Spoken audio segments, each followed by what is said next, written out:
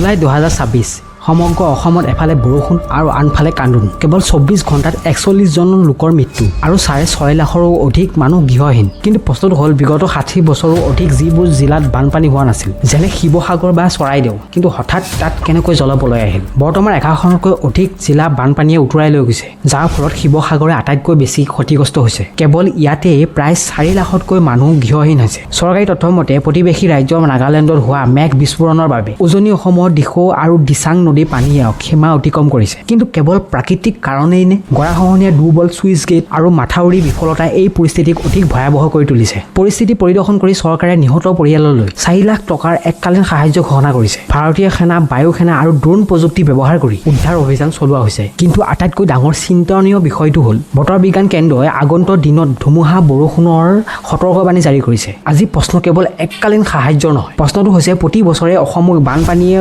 উটুৱাৰ ফলতো আমাৰ স্থানীয় বান নিয়ন্ত্ৰণ নীতি ক'ত? প্ৰাকৃতিক দুৰ্যোগ আমি ৰোধ কৰিব নোৱাৰোঁ, কিন্তু সঠিক পৰিকল্পনাই হেজাৰজনৰ প্ৰাণ ৰক্ষা কৰিব পাৰে। আপোনাৰ জিলাৰ বৰ্তমান অৱস্থা কেনেকুৱা? তলত কমেণ্ট কৰি জনাবলৈ একদমেই নাপাহৰিব।